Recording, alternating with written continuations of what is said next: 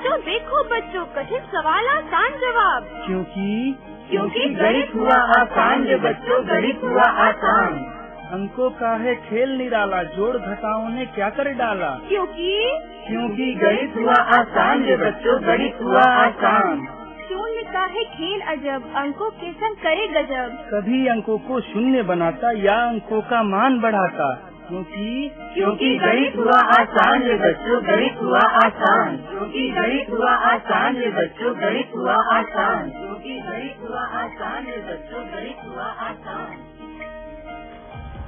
अलवर की आवाज 90.8 FM पर मैं हूँ आपकी दोस्त निष्ठा श्रीवास्तव। गणित हुआ आसान के एक और अंक के साथ आज हम आपको लेकर चलेंगे हसन खां मेवाती सेकेंडरी स्कूल बक्सर, जहाँ पर 8वीं क्लास के बच्चों के साथ गणित के एक विषय परिमाप और क्षेत्रमिति के बारे में जानेंगे। इस विषय की जानकारी देने के लिए हमारे साथ हैं IIT अलवर के असिस्टेंट प्रोफेसर मोहम्मद आरिफ और उनके साथ हैं हसन खां मेवाती स्कूल के बच्चे।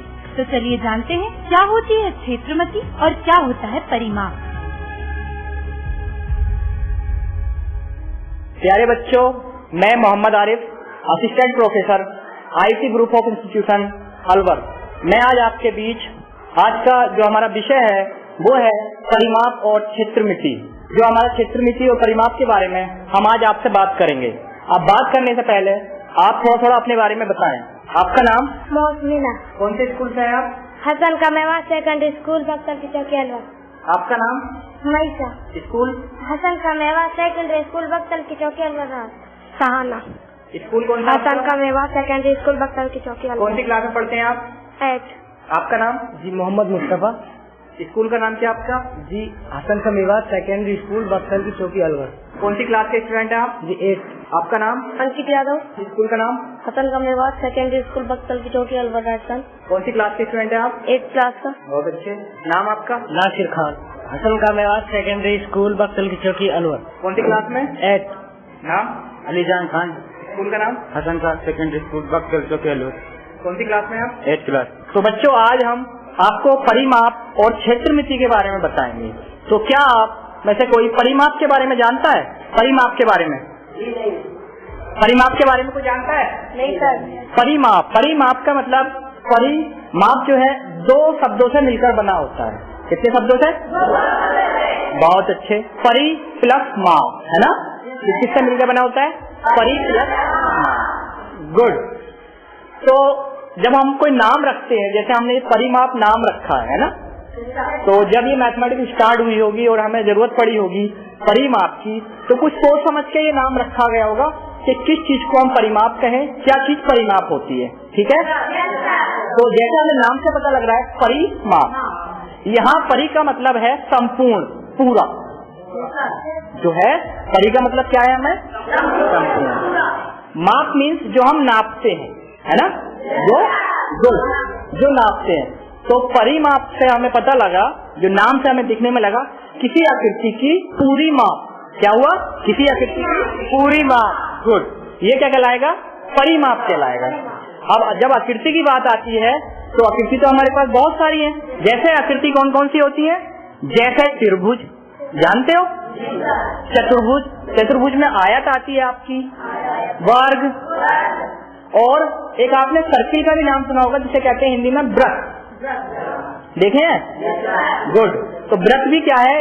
आकृति है। अब इन सब आकृतियों की जो हमें परिमाप चाहिए तो हम कैसे निकालेंगे? हमें नहीं पता। ठीक। तो अभी हम सिर्फ इतना जानते हैं कि परिमाप क्या हुआ? संपूर्ण माप। तो आज हम आपको बारी बारी से इन सभी आकृतियों के बारे में परिमाप कैसे निकालते बताएंगे। फिर हम अगला टॉपिक जो होगा हमारा, वो हम क्षेत्रमिति यानी क्षेत्रफल के बारे में आपको बताएंगे। ठीक है? क्षेत्रफल। तो अभी हम आज डिस्कस करेंगे, जो आपसे वार्तालाप करेंगे वो सिर्फ परिमाप के बारे में करेंगे। किसके? बहुत अच्छे। तो परिमाप में अब हर आकृति का अलग अलग होगा। सबसे पहले हम परिमाप बताते हैं आपको, किसी आयत का परिमाप। किसका? हाँ।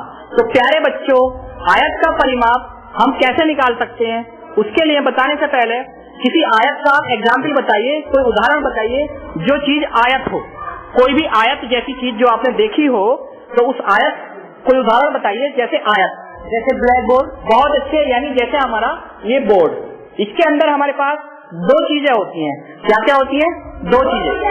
आयत के अंदर लंबाई और चौड़ाई, दो चीज होती है आयत के अंदर, ठीक है। अब अगर किसी को इसके चारों तरफ चलना हो, क्या करना हो, यानी यहाँ से मुझे चलना हो और यहाँ लाकर चारों तरफ मुझे घूमना हो, इसका एक चक्कर लगाना हो, तो क्या कहलाएगा? क्या कहलाएगा? परिमाप। या मैं और दूसरा एग्जाम्पल बताता हूँ आपको, इसको कहते हैं मोल्डिंग। जो ये बाहर लगी है, हमें मोल्डिंग लगानी है ना, एक और डिजाइन लगाना है अपने बोर्ड के ऊपर। हमें कैसे पता लगेगा कि कितना लंबा लगेगा, हमें कितने लंबाई का वो हमें बोर्ड के ऊपर डिजाइन लगाना है। तो उसी सब चीजों को हमें जानने के लिए हमें मिला परिमाप। क्या? परिमाप। तो परिमाप जब हम अगर इस पर डिजाइन लगाएंगे तो हमारे पास दो साइड की लंबाई होगी, एक इस साइड में और एक दूसरी साइड में, दो लंबाइयां होंगी। इतना लंबा हमें चाहिए, कोई टुकड़ा जो हमें ये मोल्डिंग जो है इसका टुकड़ा कितना लंबा चाहिए? दो लंबाइयों के बराबर, ठीक है। और इसमें दो चौड़ाइयां होती हैं। क्या होती है? इतनी उनकी भी लंबाई चाहिए। तो अगर मैं आपसे बात करूं परिमाप की आयत से, तो सबसे पहले हम अगर मैं एक कोने से स्टार्ट करूं तो एक लंबाई के बराबर चलेंगे, ठीक है। फिर हम एक चौड़ाई चलेंगे, फिर हम लंबाई चलेंगे, फिर हम चौड़ाई चलेंगे। तो ये क्या कहलाएगा? परिमाप। गुड, परिमाप बात समझ में आ गई। आयत का परिमाप क्या होता है? आयत का परिमाप दो लंबाइयां और दो चौड़ाइयां।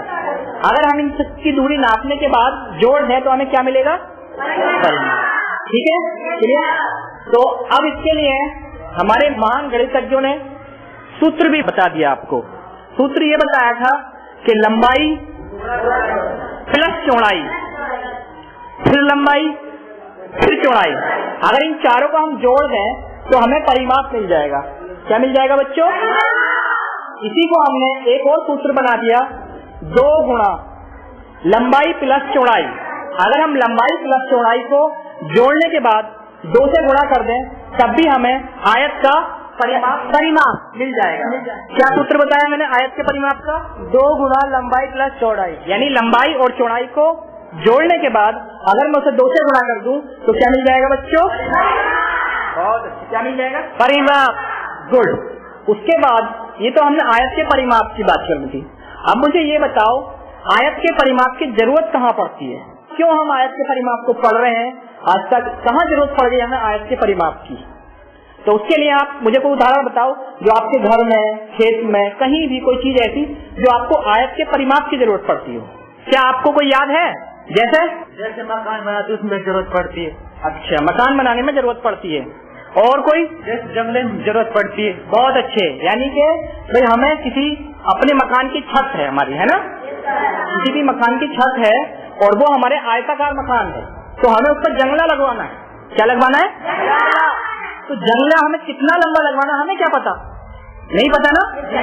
तो वहाँ हम क्या करेंगे, इस आयत के परिमाप से, इस सूत्र से उसकी लंबाई और चौड़ाई नापने के बाद हम उसका परिमाप निकाल लेंगे। परिमाप निकालेंगे, जब परिमाप हम निकालेंगे तो वो जो परिमाप के बराबर जो आएगा इतने लंबा हम जंगला बनवा लेंगे। ठीक है बच्चों? गुड, बहुत अच्छे। उसके बाद एक और आता है हमारे पास स्क्वायर, जिसे हम बोलते हैं वर्ग। जानते हो वर्ग? वर्ग क्या होता है बच्चों? पता नहीं। क्या होता है वर्ग? नहीं पता सर। क्या होता है बच्चों वर्ग? वर्ग सर जिसकी भुजाएं समान हो, यानी जिसकी चारों भुजाएं समान हो वो वर्ग कहलाता है। बहुत अच्छे। क्या कहलाता है? क्या होता है वर्ग? जिसकी चारों भुजाएं समान हो। बहुत अच्छे। ऐसी आकृति जिसकी चारों भुजाएं समान हो वो वर्ग कहलाता है। इसके अंदर और भी बहुत सारी प्रॉपर्टी हैं, बहुत सारे विशेषताएं हैं, बहुत सारी विशेषताएं हैं, लेकिन आज हम विशेषताओं के बारे में नहीं बता रहे, सिर्फ हम एक वर्ग की बात कर रहे हैं। ठीक है? तो अब हमें बात करनी है, हम परिमाप की बात कर रहे हैं। तो वर्ग का परिमाप क्या होगा, कोई बता सकता है? 4 गुणा लंबाई भुजा गुणा भुजा। जी नहीं। और कोई बता सकता है वर्ग का परिमाप क्या होगा? सर मालूम नहीं। अच्छा, कोई बात नहीं बच्चों, हम बताते हैं वर्ग का परिमाप। देखो वर्ग, जैसे हमने अभी आयत के परिमाप के बारे में बताया था कि उसकी 2 लंबाइयां और 2 चौड़ाइयों को नापने के बाद अगर हम जोड़ दें तो हमें प्राप्त होता है वर्ग का आयत का परिमाप। ऐसे ही जब हम बात करेंगे आपसे वर्ग के परिमाप की, तो उसके अंदर हमारी 4 भुजाएं होती हैं। क्या होती हैं? अगर हम चारों भुजाओं को जोड़ दें तो हमें प्राप्त होगा परिमाप किसका? वर्ग का। बहुत अच्छे, यानी हमें चारों भुजाओं को जोड़ने पर वर्ग का परिमाप प्राप्त होगा। लेकिन हमारे जो वर्ग है उसकी चारों भुजाएं बराबर होती हैं, तो क्यों ना हम एक काम करें, एक भुजा गुणा 4 कर दें, क्योंकि 4 अगर हम एक साथ जोड़ेंगे तब भी बात वही आएगी, या एक भुजा को 4 से गुणा कर दें, तो क्या बन जाएगा? वर्ग का परिमाप। यानी वर्ग के परिमाप के लिए हमें दूसरी चीज मिली, क्या बताया हमने? 4 गुणा भुजा, यानी एक भुजा को अगर मैं 4 से गुणा कर देता हूँ तो क्या मिल जाएगा? वर्ग का परिमाप। बहुत अच्छा। अब वर्ग के परिमाप की हमें जरूरत कहाँ पड़ती है? वर्ग के परिमाप की तो जरूरत पड़ेगी, कहाँ पड़ेगी? मान लो आपका जो खेत है, क्या है? खेत। गुड। क्या है? खेत। जो आपका खेत है वो वर्ग के आकार का है, यानी ऐसा खेत है आपके पास जिसकी चारों भुजाएं बराबर है। ठीक है बच्चों? और हमें उसमें तार लगवाना है, बाउंड्री पे हमें क्या करना है? हाँ, तो जब हम तार लगवाएंगे तो आगे कितने मीटर चाहिए, कोई बता सकता है? सर उसका पहले हम परिमाप निकालेंगे, उसके बाद ही पता लगेगा। यानी बिना परिमाप के आप ये नहीं बता सकते कि हमें उस खेत के चारों ओर कितना तार चाहिए। ठीक है? अब मैं आपसे क्वेश्चन करता हूँ कि मान लो हमारे खेत है जिसकी एक भुजा 10 मीटर है। मान लीजिए हमारे पास क्या है, एक खेत है जिसकी एक भुजा 10 मीटर है, तो हमें उस खेत के चारों ओर तार लगवाने के लिए कितने मीटर तार चाहिए, कोई बता सकता है? सर कितना? सर सबसे पहले हम उसका 4 गुना भुजा करेंगे, उसके बाद हमें 400 मीटर 10 मीटर लंबा है सिर्फ, 10 मीटर 10 मीटर लंबा, 10 को 4 से 40 मीटर तार। सही जी, बहुत अच्छे बताया आपने। आप ये कहना चाह रहे हो कि सबसे पहले हम अपने खेत का परिमाप निकालेंगे, सबसे पहले हम अपने खेत का परिमाप, और परिमाप जितना आएगा इतना ही लंबा हमें तार चाहिए, है ना? Yes sir. बहुत अच्छे। तो अब हमारे पास अगर 10 मीटर लंबा खेत है, यानी एक भुजा उसकी 10 मीटर है, तो हमें परिमाप कितना होगा बच्चों? 40 मीटर। बहुत अच्छे, यानी कि 10 मीटर खेत जिसकी एक भुजा है और वर्ग आकार का है, तो उसका परिमाप जो है वो 40 मीटर होगा। इसका मतलब ये है कि हमें 40 मीटर तार की आवश्यकता होगी। ठीक है बच्चों? Yes sir.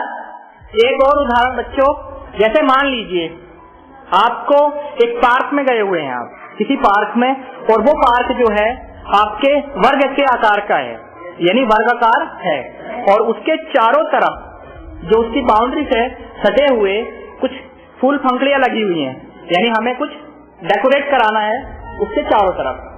ये ऐसे मान लीजिए हमें उसके चारों तरफ एक बल्ब लगवाना है, एक साइड डोरी में, है ना?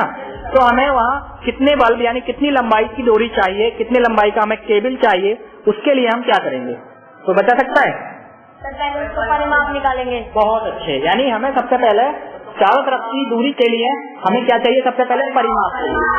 तो आपको मेरे ख्याल में ये समझ में आ गया है कि परिमाप की आवश्यकता कहाँ पड़ती है। ठीक है बच्चों? Yes sir. बहुत अच्छे। अब जैसे ही मैंने अभी आपको 2 आकृतियों का परिमाप के बारे में थोड़ा बताया, ऐसे ही मैं तीसरी आकृति की तरफ जा रहा हूँ जिसका नाम है वृत्त, यानी के सर्कल। आप सभी जानते हैं वृत्त।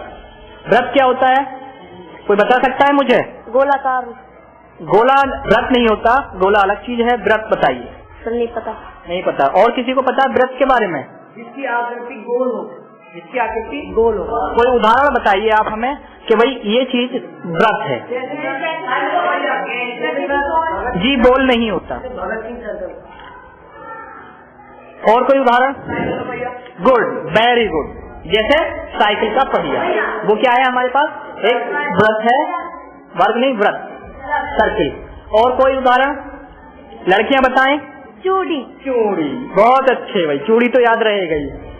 और भी बहुत सारे एग्जाम्पल होते हैं, हाथ की रील। जैसे फुटबॉल। जी नहीं, फुटबॉल वृत्त नहीं होता। पंखे की जाली, वो भी हो सकता है, लेकिन उसका सिर्फ बाउंड्री। झूला, झूला जब वो झूलता है तब व्रत बनता है ना। तो आप, अच्छी बात है, आप व्रत के बारे में जानते हैं, लेकिन व्रत के अंदर दो चीजें होती हैं। आपने सुना होगा, तो आप पढ़े होंगे एक क्लास में, व्रत की परिधि। परिधि नाम सुना है? Yes sir. परिधि क्या होती है जी? एक चक्कर में दूरी परिधि कहलाती है। चलो ठीक है, मान लिया, आपकी बात सही है। एक चक्कर में किसी का भी चक्कर या सिर्फ वृत्ताकार चक्कर? एक चक्कर में, एक वृत्ताकार चक्कर, एक वृत्ताकार चक्कर में। अच्छा, वो क्या कहलाता है? व्रत की। तो ये परिमाप क्या है फिर? परिमाप भी तो वही चीज है बच्चों। परिधि और परिमाप दोनों एक ही बात है। जब हमारे पास चतुर्भुज था जिसकी 4 भुजाएं हो, त्रिभुज था जिसकी 3 भुजाएं हो, यानी बहुभुज, तब हम बताते हैं आपको परिमाप। ऐसे जब हम व्रत की बात करते हैं तो व्रत के अंदर भी क्या होता है? वो परिमाप को हम परिधि कहते हैं, परिधि बोलते हैं। बहुत अच्छे। अब जैसे हमें परिधि की बात बता दी हमने, व्रत के अंदर एक तो होता परिधि, दूसरा आपने नाम सुना होगा व्यास, जिसे इंग्लिश में हम डायमीटर कहते हैं। डायमीटर है ना, जिसे इंग्लिश में हम डायमीटर कहते हैं। तो कोई बता सकता है कि व्यास क्या होता है? जी, उस व्रत का आधा, व्रत का आधा हिस्सा। जी, आधा हिस्सा नहीं, ऐसी रेखा जो व्रत को ठीक बराबर 2 रेखा, और वो हमेशा और हमेशा व्रत के केंद्र से होकर जाती है। ठीक है, ऐसी रेखा जो हमारा कोई व्रत है उसको ठीक बराबर 2 हिस्सों में बांट, और वो रेखा जो है वो केंद्र से, यानी व्रत के केंद्र से होकर जाती हो, तो वो क्या कहलाता है? व्यास। क्या व्यास कहलाता है? रेखा, यानी दूरी है ना भाई। वो जो रेखा होगी उसकी अगर हम दूरी नाप लेंगे तो वो क्या कहलाएगा? व्यास। अब व्यास में एक चीज और आती है आपके, त्रिज्या, रेडियस। तो त्रिज्या के बारे में क्या बता सकते हैं? व्यास का आधा त्रिज्या होता है। बहुत अच्छे, वेरी गुड। आप बताओ। व्यास का आधा त्रिज्या होता है। बहुत अच्छे, यानी जो व्यास है उसका अगर हम आधा कर दें, 2 से भाग कर दें, तो वो हमें त्रिज्या मिलेगा। अच्छा, छोटा सा मेरा एग्जाम्पल, किसी व्रत का व्यास 12 सेंटीमीटर है तो उसकी त्रिज्या कितनी होगी? 6 सेंटीमीटर। गुड, बहुत अच्छे। यानी कि हमने व्यास का आधा कर दिया तो वो क्या बन गया? त्रिज्या। ठीक। अब हम यहाँ बात करते हैं व्रत के परिधि या परिमाप की बात करने से पहले मैं एक और नया टर्म आपसे पूछना चाहूंगा। आप लोग जब जब व्रत की बात आती है तो एक चीज और हमें देखने को मिलती है जिसका नाम है पाई। जब जब हम व्रत की बात करते हैं तब हमें एक पाई का नाम सुनने को मिलता है। तो उसके बारे में, व्रत के परिमाप या क्षेत्रफल जानने से पहले हमें पाई के बारे में जानना बहुत जरूरी है। तो क्या आप पाई के बारे में कुछ जानते हैं? नहीं सर। आप जानते हैं? नहीं सर। नहीं सर। नहीं सर। आप? सर, एक पाई जो होता है वो उस व्रत का एक मान होता है। व्रत का मान? नहीं, पाई का मान 7/22 होता है सर। 7/22?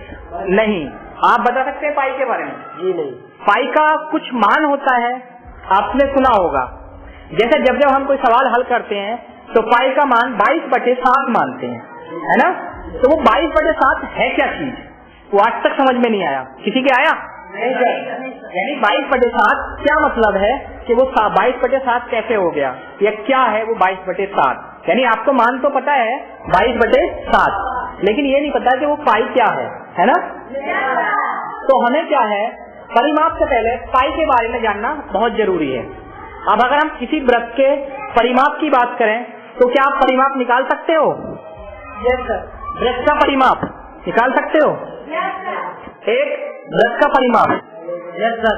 अच्छा, व्रत के परिमाप के लिए आप क्या करोगे? मान लीजिए मैं आपको एक उदाहरण बताता हूँ। एक रेस का ग्राउंड है। किसका ग्राउंड है? रेस मतलब जो दौड़ते हैं वो अक्सर जो आर्मी वगैरह में होता है वो गोल होता है ना। अब जब गोल होता है तो हमें उसकी लंबाई नापनी है कि भाई एक बंदा जो है वो कितने मीटर या कितने किलोमीटर दौड़ा। अब रेस में जो होता है, जो आर्मी की रेस होती है या कहीं की भी रेस होती है, तो उसमें लंबाई के हिसाब से नहीं दौड़ा जाता, गोल गोल दौड़ा जाता है। किस आकार में? वृत्त के आकार का, वृत्त के आकार। तो हमें ये पता करना है कि कोई बंदा कितनी लंबाई तक दौड़ा, है ना? तो उसके लिए हम क्या करेंगे, कैसे पता लगाएंगे? उसका परिमाप ज्ञात करेंगे। हाँ, कैसे? मान लीजिए जैसे अभी एक बच्चे ने बताया था कि एक चक्कर में, एक वृत्ताकार चक्कर में तय की गई पूरी दूरी वृत्त की परिधि या परिमाप कहलाता है। ठीक है बच्चों? वही बात हम अभी बताना चाह रहे थे कि एक बिंदु से, जहाँ से आप चलना स्टार्ट करोगे किसी वृत्ताकार पाथ पर, है ना, किसी वृत्ताकार पाथ पर जैसे चलना स्टार्ट करोगे, घूम के अगर आप उसी जगह आ जाते हो, घूमकर आप अगर उसी जगह आ जाते हो, तो वो दूरी जो आपके द्वारा चली गई दूरी उस वृत्ताकार पथ के, यानी उस वृत्ताकार रास्ते की क्या कहलाएगी? परिमाप या परिधि कहलाएगी। ठीक है बच्चों? क्लियर? Yes sir. परिधि क्या कहलाएगी? परिमाप या परिधि। हमने एक वृत्ताकार चक्कर लगाया, उसमें जो बंदा जितनी दूरी चला वो क्या कहलाएगा? परिमाप या परिधि। आप बताइए खड़े होकर पूरी बात जो हमने अभी आपको बताई। सर, जो वो बंदा किसी वृत्ताकार पथ पर चली हुई दूरी उस वृत्त की परिधि या परिमाप कहलाती है। बहुत अच्छे। यानी कि किसी वृत्ताकार पथ पर जब हम चलेंगे तो एक बिंदु से चलने के बाद वापस अगर उसी बिंदु पे हम आ जाते हैं तो वो उसकी परिधि के बराबर होगा। किसके बराबर होगा? परिधि के बराबर। बहुत अच्छे, परिधि के बराबर होगा। अब डायमीटर क्या होती है? यानी व्यास हमने बताया, अगर हम उसको ठीक बराबर दो टुकड़ों में बांट दें तो वो जो दूरी होगी, यानी उस रेखा की जो दूरी होगी वो व्यास कहलाएगा।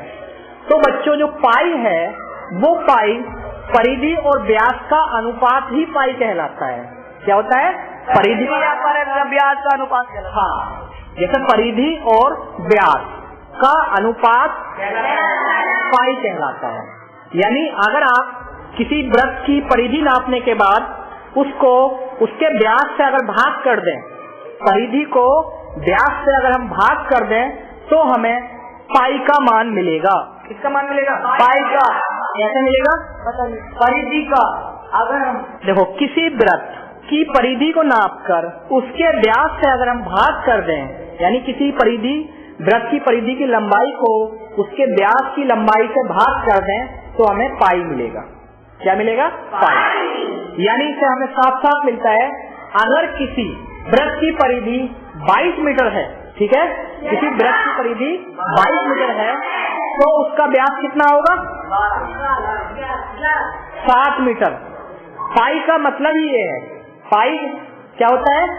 परिधि बटे व्यास। पाई क्या होता है बच्चों? तो यानी कि अगर किसी वृत्त की परिधि 22 मीटर है तो उसका व्यास कितना होगा? क्लियर? अब मुझे एक क्वेश्चन बताओ, मेरे पास 44 मीटर का तार है। कितने मीटर का? 44 मीटर। मुझे उसको गोल करके एक वृत्त बनाना है। क्या बनाना है? तो उस वृत्त का व्यास कितना होगा? 14। बहुत अच्छे। कितना होगा? 14 मीटर। गुड। अब अगर मैं एक बात और पूछूं आपसे, अगर मेरे पास एक ऐसा वृत्त है जिसका व्यास 7 मीटर है, मेरे पास कोई वृत्त है जिसका व्यास कितना है बच्चों? अब मैं उस तार को खोलना चाह रहा हूँ। अगर खोल के एक सीधा तार बना दूं तो उसकी लंबाई कितनी होगी? 22 मीटर। बहुत अच्छे, है ना? बात समझ में आ गई? क्लियर? पाई का मान 22/7 ऐसे ही निकला है, यानी कि परिधि बटे व्यास। क्लियर? अभी हम परिधि की यानी पाई की बात कर रहे थे, ठीक है। अब अगर हम इसके लिए एक सूत्र भी बनाया गया है, कुछ महान गणितज्ञों ने इसके लिए हमें एक सूत्र बनाया, यानी किसी वृत्त की परिधि निकालने के लिए हम डायरेक्ट किसी सूत्र से भी उसकी परिधि निकाल सकते हैं। जैसे किसी वृत्त की परिधि के लिए उन्होंने कहा कि 2πr, यानी वृत्त की परिधि बराबर 2πr। अगर मैं इसको लैंग्वेज यानी कि आपको शब्दों में बताऊं तो परिधि बराबर व्यास गुणा पाई, यानी परिधि बराबर व्यास गुणा पाई। यानी कि अब हम इसका उल्टा भी कर सकते हैं। अगर मुझे किसी की परिधि निकालनी है, क्या निकालना बच्चों? किसी वृत्त की परिधि निकालनी हो तो मैं क्या करूंगा, उसका सबसे पहले डायमीटर यानी कि व्यास को नापूंगा और उसको पाई के साथ अगर गुणा कर देता हूँ तो मुझे क्या मिल जाएगा? परिधि। ठीक है बच्चों, परिधि मिल जाएगी हमें अगर हम व्यास के साथ पाई की गुणा करें। और अगर मेरे पास सिर्फ और सिर्फ त्रिज्या दी हुई हो, यानी त्रिज्या दी हुई हो, तो त्रिज्या के लिए हमारे पास जो फॉर्मूला होता है, जो सूत्र होता है, परिधि बराबर यानी वृत्त की परिधि बराबर 2 गुणा पाई गुणा त्रिज्या, यानी कि त्रिज्या की पाई से गुणा करने के बाद अगर 2 से गुणा कर दूं तो मुझे क्या मिलेगा? वृत्त की परिधि। ठीक है बच्चों, अब चौथे नंबर पे अभी हमने आपको 3 आकृतियों की परिधि यानी परिमाप के बारे में बताया। नंबर 1 क्या था? पहले नंबर पर हमने क्या बताया था? आयत। दूसरे नंबर पर वृत्त, दूसरे नंबर पर वर्ग और तीसरे नंबर पर वृत्त। यानी आज जो हम बात कर रहे थे वो किसके बारे में कर रहे थे? परिमाप की। तो एक और आकृति आपने देखी होगी, त्रिभुज। ठीक है बच्चों, एक और आकृति आपने देखी होगी, त्रिभुज। त्रिभुज क्या होता है? जिसके अंदर 3 भुजाएं हों। त्रिभुज ऐसी बंद आकृति जिसकी 3 भुजाएं हों। भुजाएं कैसी भी हो सकती हैं, बराबर भी हो सकती हैं, तीनों अलग अलग भी हो सकती हैं और कोई 2 बराबर भी हो सकती हैं। आज हमें उसके बारे में नहीं बताना, सिर्फ आज हम बात कर रहे हैं सिर्फ त्रिभुज के बारे में। ठीक है बच्चों, तो अब हमें अगर त्रिभुज का परिमाप निकालना हो तो हम कैसे निकालेंगे? भुजाओं की जो लंबाई है जी, उसे हम सूत्र के मुताबिक उसमें ऐड करेंगे तो उसका परिमाप निकल आएगा। यानी कि अगर हम उसकी त्रिभुज की तीनों भुजाओं को नापने के बाद जोड़ लें तो हमें त्रिभुज का परिमाप मिलेगा। ठीक है बच्चों, यानी त्रिभुज की तीनों भुजाओं को नापने के बाद अगर हम जोड़ते हैं त्रिभुज का परिमाप मिलेगा। बहुत अच्छे। अब एक मेरा और क्वेश्चन है, अगर किसी त्रिभुज की तीनों भुजाएं बराबर हों, किसी त्रिभुज की तीनों भुजाएं, क्या कहते हैं ऐसे त्रिभुज को?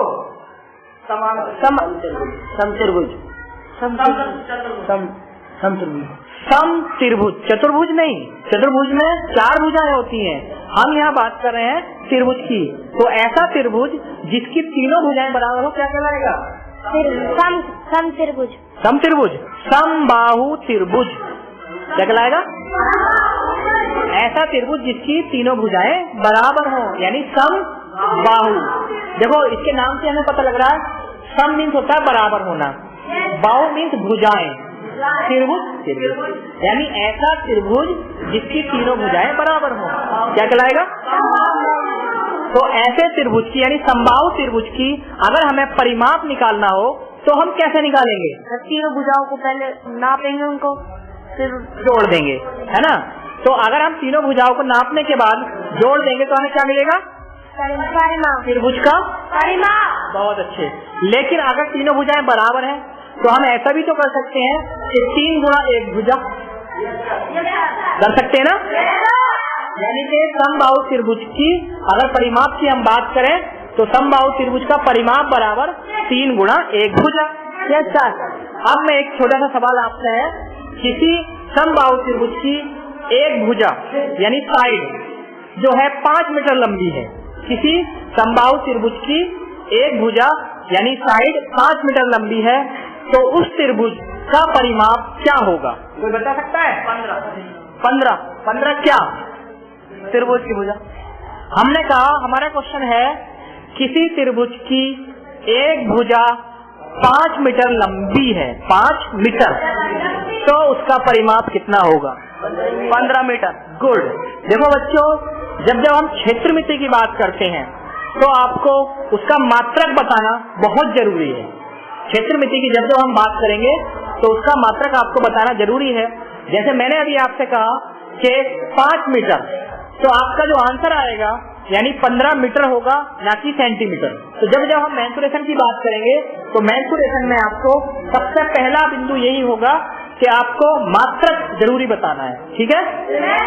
जैसे एक और उदाहरण ले लीजिए, मान लीजिए मेरे पास 2 सेंटीमीटर लंबाई वाला समबाहु त्रिभुज है, 2 सेंटीमीटर लंबाई वाला समबाहु त्रिभुज है तो उसका परिमाप कितना होगा? 6 सेंटीमीटर।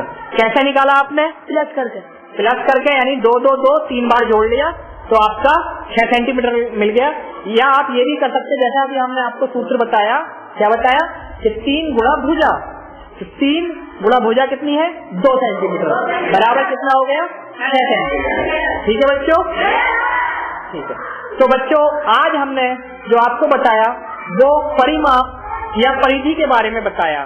नेक्स्ट एपिसोड में हम आपको बताएंगे क्षेत्रफल के बारे में, विभिन्न आकृतियों की क्षेत्रफल कैसे निकालते हैं, क्षेत्रफल क्या होता है, ये सुनना आप नेक्स्ट एपिसोड में यानी अगले एपिसोड में। ठीक है बच्चों, आपके कुछ समझ में आया? ठीक है बच्चों, आज के लिए इतना ही, बाकी अगले एपिसोड में।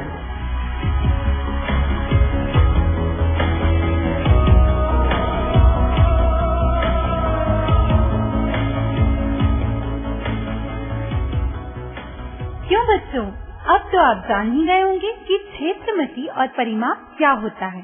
इसके बारे में आपको बता रहे थे IET अलवर के असिस्टेंट प्रोफेसर मोहम्मद आरिफ और उनके साथ में थे हसन खां मेवाती सेकेंडरी स्कूल बक्सर के बच्चे। ये प्रोग्राम भारत सरकार के विज्ञान एवं प्रौद्योगिकी विभाग द्वारा उत्प्रेरित एवं समर्थित किया गया है। आपको ये प्रोग्राम कैसा लगा? आप अपने फीडबैक हमें दे सकते हैं। हमारा पता है कम्युनिटी रेडियो अलवर की आवाज 90.8 megahertz, IIT group of institutions, north extension MIA Alwar Rajasthan.